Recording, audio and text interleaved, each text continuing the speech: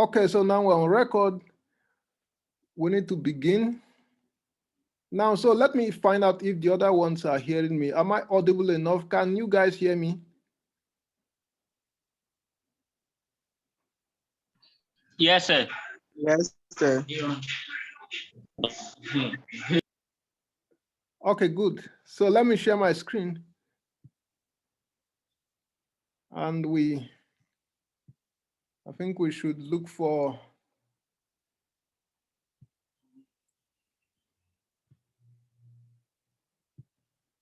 now we need to go to our Sakai webpage and go specifically to our group. This is group 12, main campus. And this is our course syllable. We'll go straight to the schedule of work, which we just completed in our last class. So what we'll do is to slowly just briefly go over what we did again. We began the semester by looking at speech acts. We distinguished between different types of sentence-shaped thought. So let me look for this slide on speech acts. We saw interrogative sentences, which are sentences spoken to solicit information from someone. We saw imperatives, which are sentences spoken to get someone to do something. We saw declaratives, which are sentences spoken to convey information. And we saw 3 or 4 kinds of declaratives. We saw factual statements, value judgments, definitions, and arguments. Factual statements, we said, are statements about the external world. And definitions are sentences conveying information about the meaning of something. Value judgments are sentences spoken to convey people's preferences or ideas about something's moral or aesthetic or utility value. We saw 2 kinds of value judgments. We saw the moral and non-moral. We saw emotive expressions. We saw sentence fragment. And then that was what we did in our first class. For our second class, we went over to begin to look at definitions. So definitions, this is definitions, the slides on definitions. So we looked at, we saw two parts of a sentence in a definition. We saw definiendo, we saw definiens. We said they are just like the subject and the predicate. The definiendum is that part of the sentence to be defined. The definiens is that part of the sentence that does the actual defining. From there, we saw types of definitions. We saw lexical definitions, the dictionary definitions. We saw ostensive definitions, the definitions we can't put in words, the definitions we can only demonstrate physically. We saw theoretical definitions, definitions that originated from different disciplines. We saw stipulative definitions, those definitions that we can formulate personally for purposes. And then we saw operational definitions that specify a certain procedure or operation. And then we saw essential definition, those definitions that we say are the only real definitions because they are the only definitions that are completely accurate. We said apart from essential definitions, every other definition is not entirely accurate and is essentially contestable. And then we went over to problems with definitions. We saw different problems with definitions. We said, first of all, definitions could be too broad if their definitions refers to items that go beyond those needed to define a definiendum. And then definitions could be too narrow if the definitions refers to items that are not enough to define the definiendum. We said definitions could be vague if there's no way of telling what class of things the definition refers to. Definitions could be ambiguous if they generate more than one clear meaning. Then we said definitions could be secular if the definiendum is repeated by the definiants. And we said definitions could beg the question if the definiance is, if the definitions could beg the question if the definiance is obscure or it digresses from providing meaning, or it does not even help in shedding meaning on the definiendum. So that was that about definitions in our second class. And then in our third class, we went to study discourses, types of discourses. Now for discourses, let me get the slides on discourses. Types of discourses, we said the discourse could also be called a passage or a discourse. And we said there are two categories of discourses. We have argumentative discourses, and then we have the non-argumentative discourses. And we define argument as any passage containing a conclusion and premise or premises. And then we gave an example of argument. We saw how to identify arguments. And then we saw non-arguments. For non-arguments, you have the narratives, instructional passages, rhetorical, polemic, or opinion. Of course, we don't need to describe narrative because it's just a sequence of events. And then instructional passage is a collection of imperatives.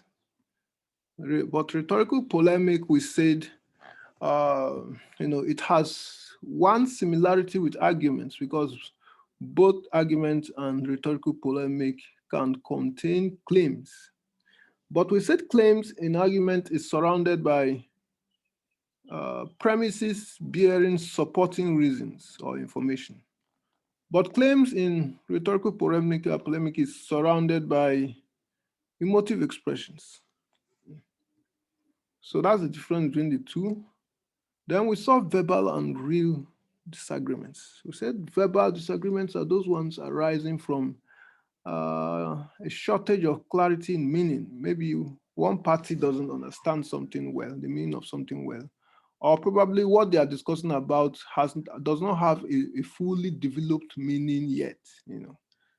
Like society has not yet developed its meaning completely. So, but then the real disputes are not those ones that arise about meaning. They are the ones that arise about facts and values. So that was that about discourses. From discourses, we went to the normative and the empirical, and then the senses of law. Let me get the normative and the empirical. So for the normative and the empirical, we started by looking at the differences between facts and values. We said values are about what we should or should not do, and facts are about what is or is not. But we said sometimes we mistake values for facts. Sometimes you can see a value judgment and you don't know it's a value judgment. You think it is a factual statement. We gave an example. We said the president has lifted a lockdown, which is a factual statement. The president has rightly lifted a lockdown. It's no longer a factual statement. It has become a value judgment. Then we saw metaphors and proverbs. We said metaphors are sentences that should not be interpreted literally. When you interpret metaphors literally, sometimes you can end up with an unreasonable sentence or an unreasonable interpretation. It's raining cats and dogs. Would you interpret that literally? No, that wouldn't sound sensible because cats and dogs don't come down from the sky. So a literal translation is not reasonable. But there's a non-literal translation that it's raining heavily. So it has a non-literal meaning, which all of us share and agreed that, okay, this is what it means non-literally. So metaphors are only to be interpreted non-literally. But proverbs can be interpreted literally and they will still be reasonable. Look at a proverb look at one example. Only a fool tests the depth of a river with 2 of his feet, which is true. So the literal translation of proverb is reasonable, unlike metaphor. And then for proverb, both the literal and non-literal translations are reasonable. But for metaphors, it's only the non-literal translation that is reasonable. And then another advantage of proverbs is that the non-literal translation of proverb normally functions as a piece of advice. But for metaphor, it's the non-literal translation is not normally a piece of advice.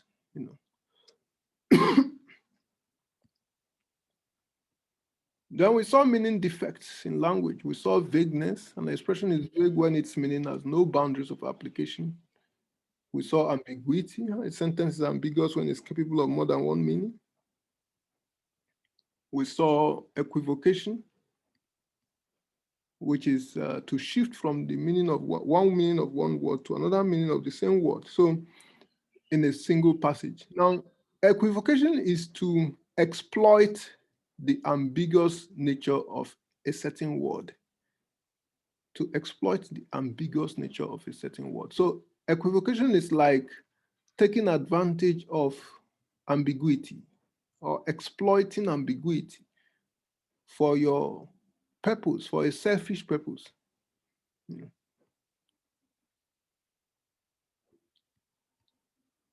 Then we saw the senses of law. We saw natural law, we saw civil law, we saw cultural norms, customary law, moral law, logical, mathematical, and divine laws. And I think that was the end of that class, as well as the end of the first half of the semester. Now, the first half of the semester, like I said, was to prepare some of the language concepts we use in arguments. It's like the non-argumentative preparation for an argumentative career. Now, so from here, we went to argument, beginning with deductive argument. So let me get deductive argument. So deductive argument is an argument where the relationship between the premises and the conclusion is a logical relationship. So, and because of such a relationship, it is reasoning that permits only one conclusion. So it's like mathematics. You can't have two conclusions to the same calculation. We give an example of deductive argument. We distinguish between reference and attribute classes. And when you come to classes, we have two kinds of classes. We have the finite and infinite reference classes. And because of the two kinds of classes, we have universal and particular statements. Then we discuss the issue of validity. What makes an argument valid? It is either the argument is a valid, is either the argument affirms the antecedent or denies the consequent. That's what makes an argument valid. Or it is a hypothetical syllogism that is not a fallacious one. Or it is a disjunctive syllogism. So these are the only valid deductive arguments. We have 4 of them.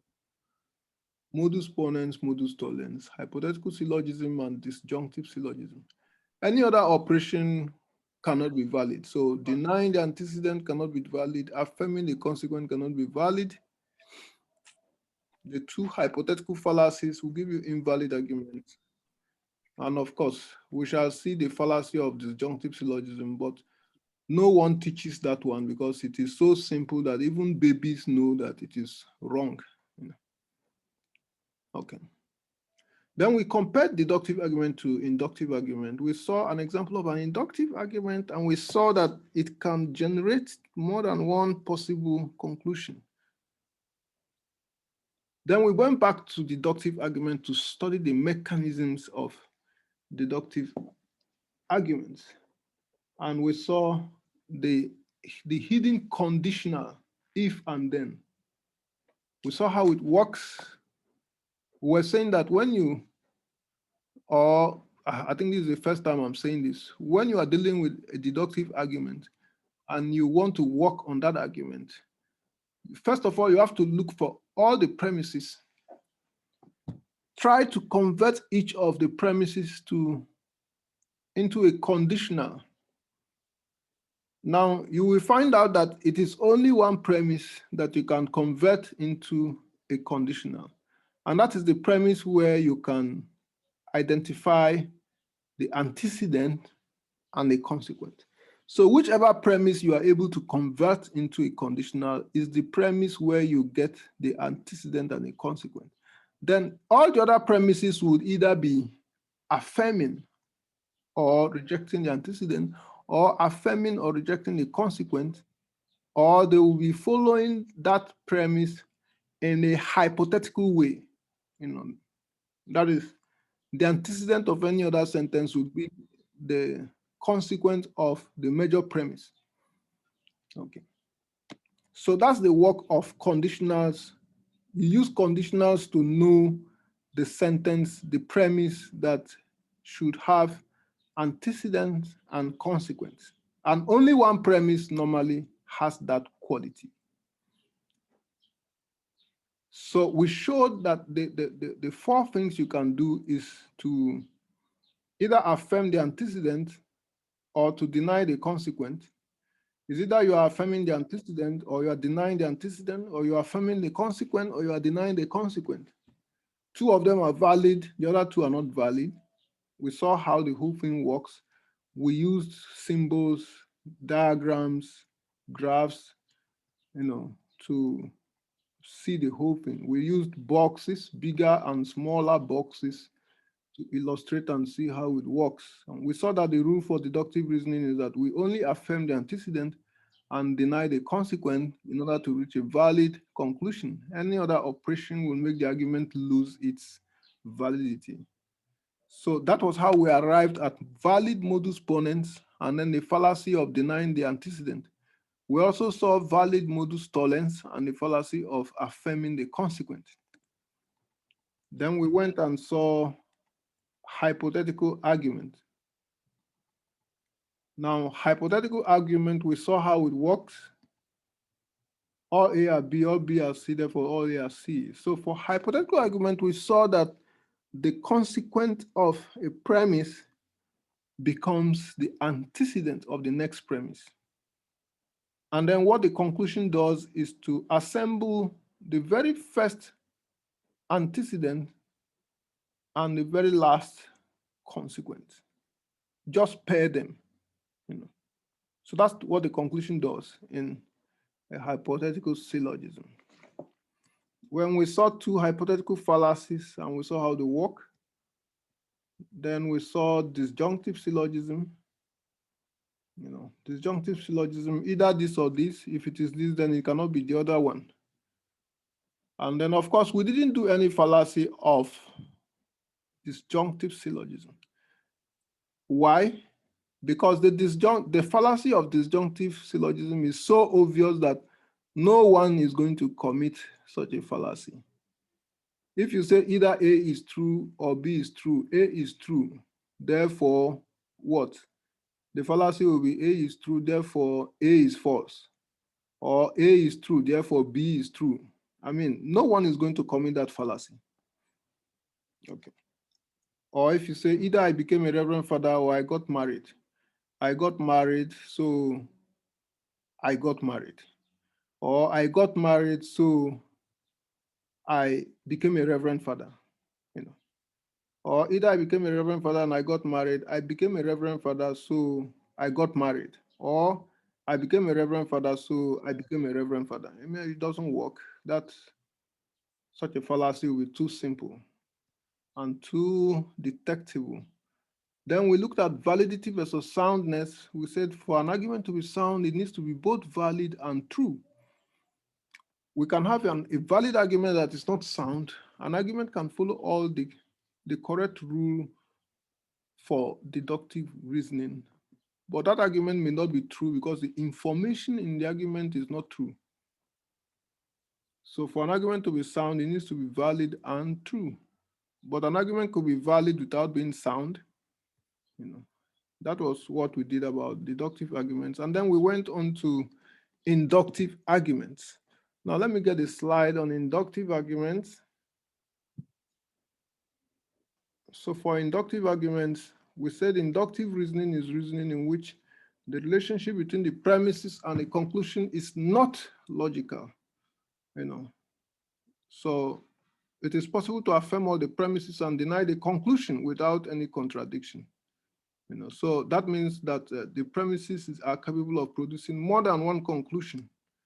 We said inductive arguments provide the premises provide reason for believing in the likelihood of the conclusion, but the premises don't guarantee the conclusion. So inductive arguments are more of probability arguments.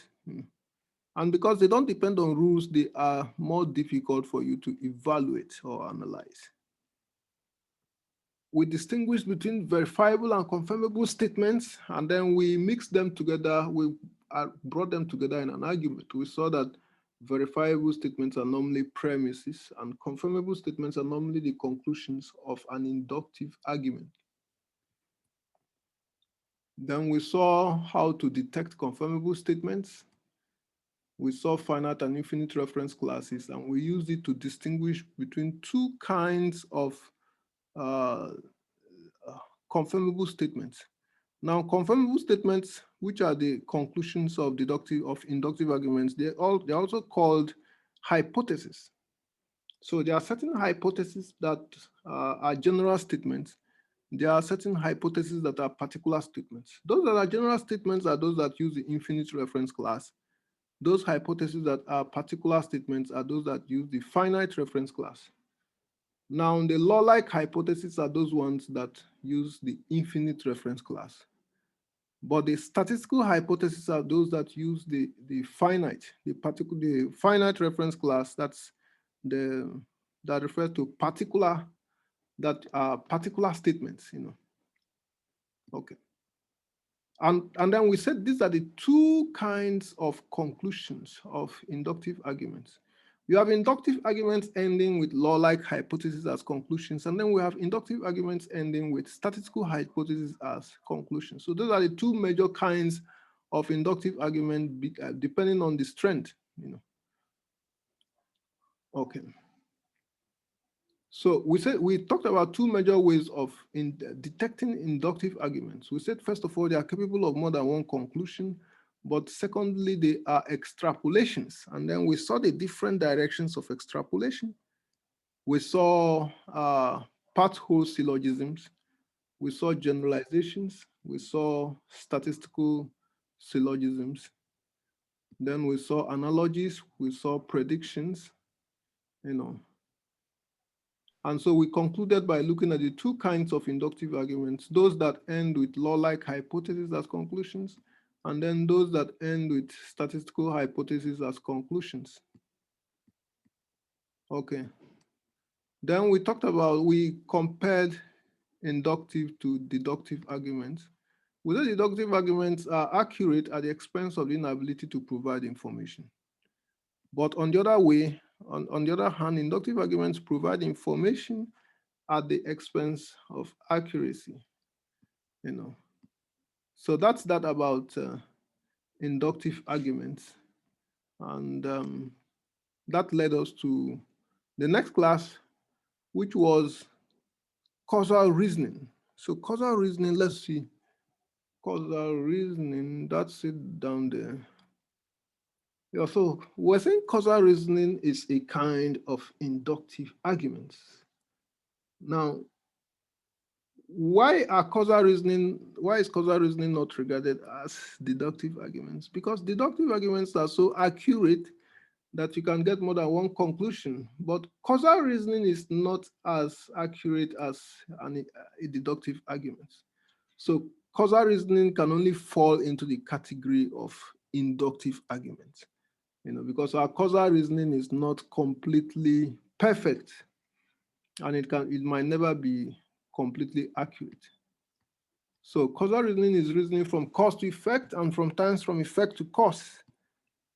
We saw the different kinds of causes. We saw proximate cause, we saw contributory cause, we saw necessary cause, sufficient cause, we saw probabilistic cause, we saw causal agent, we saw causal chain and web, and then we went to look at three patterns of informal causal reasoning, the kind of causal reasoning we engage in as human beings every day.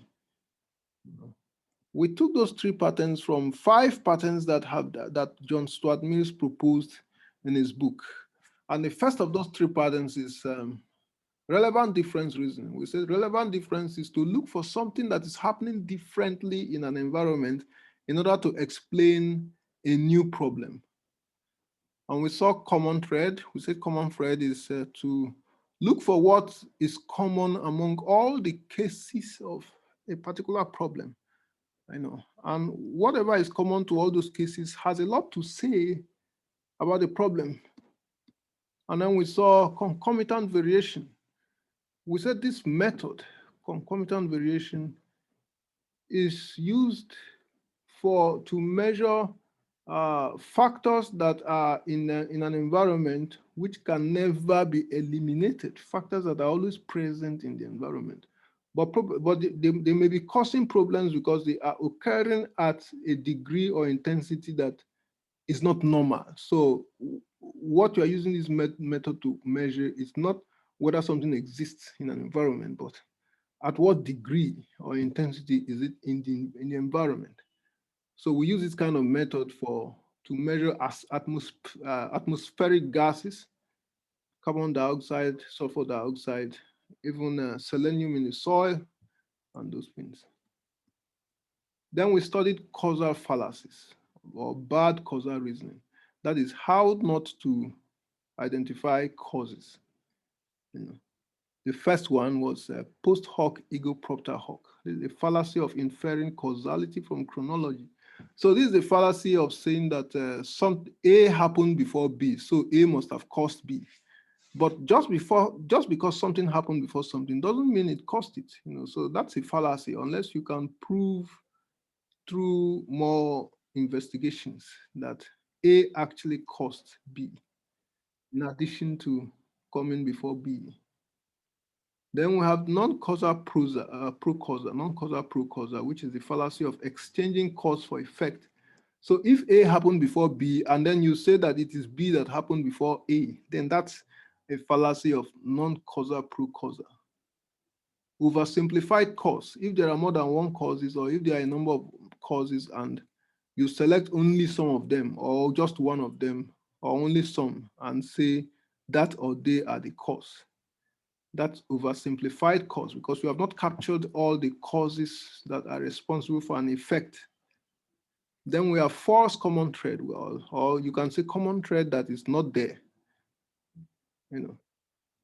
If you say that all the guys in your class are academically bright, therefore you need to buy a car before you become academically bright, then that could be a false common thread. So there are common threads that are not really true. Confusing correlation with causation. So this is a fallacy of saying that just because 2 things happen together, one is causing the other, but that's not the case. Just because 2 things always happen together doesn't mean that one must be causing the other. And then you have slippery slope, which is that to say that if something happens, then it will lead to something more serious, and that one would lead to another thing that is even more serious, and they will continue to lead to other events that are getting more serious.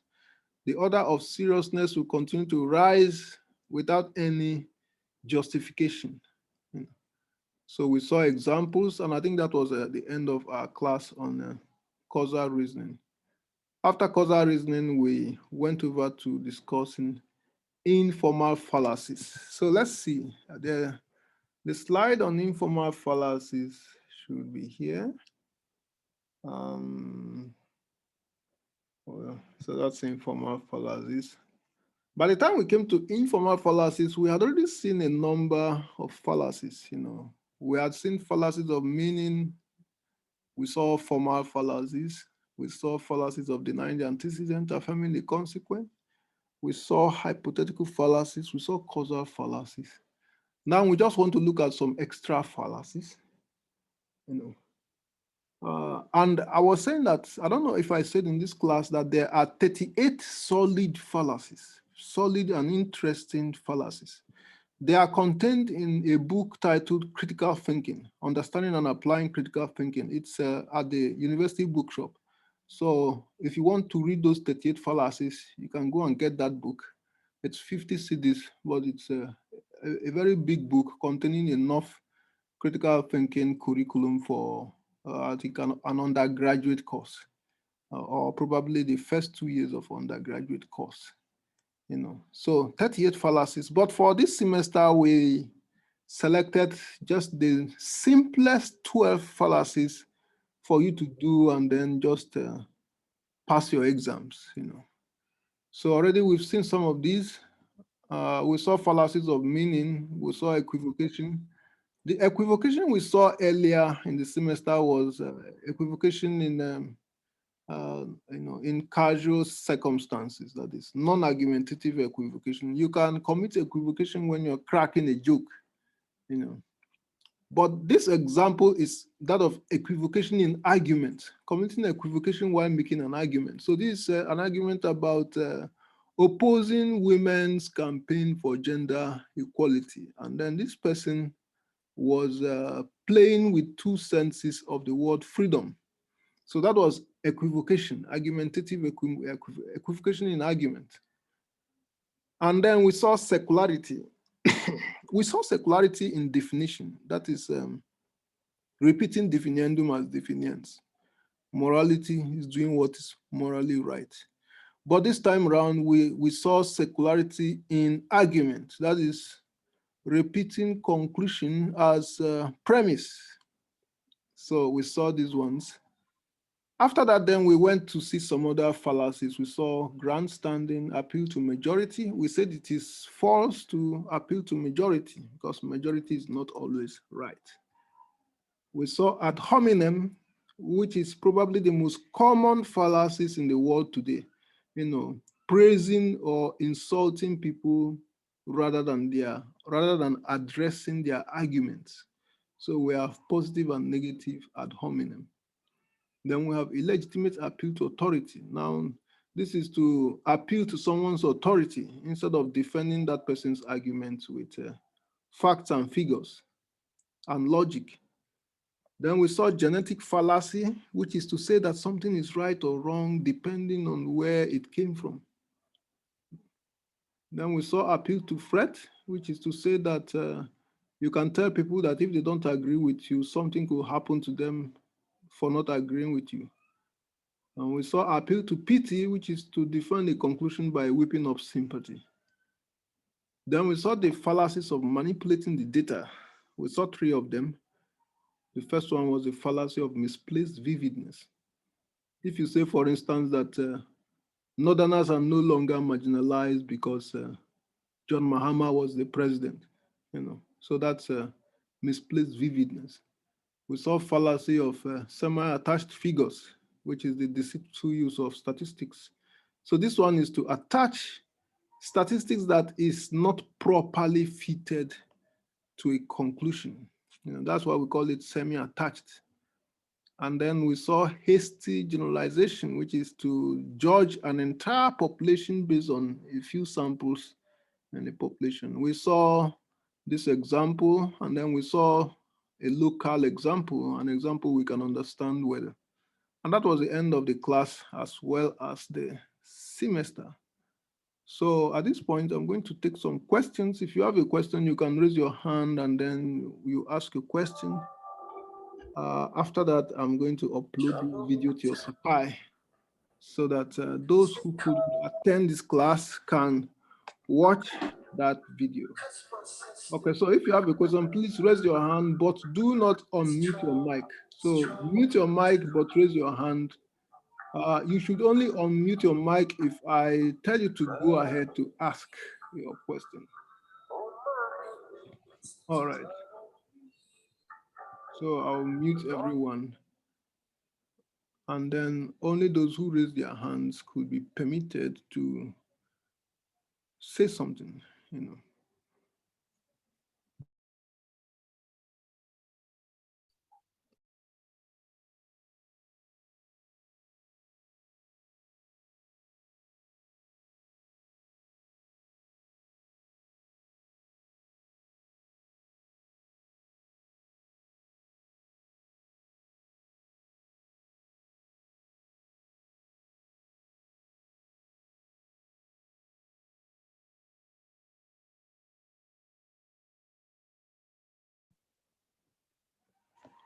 Okay, so please remember that your IA is coming next week, beginning from Monday. And all those who had any difficulties with any of the assessments can prepare for a makeup, which I can launch after the IA. So please remember to read your textbooks, do all the exercises. Now I'm going to end the meeting, and since this is our last meeting, I encourage you to work hard so that you'll be great people, and please obey all moral principles so that you also be responsible citizens. All right, I wish you all the best. So goodbye. Goodbye.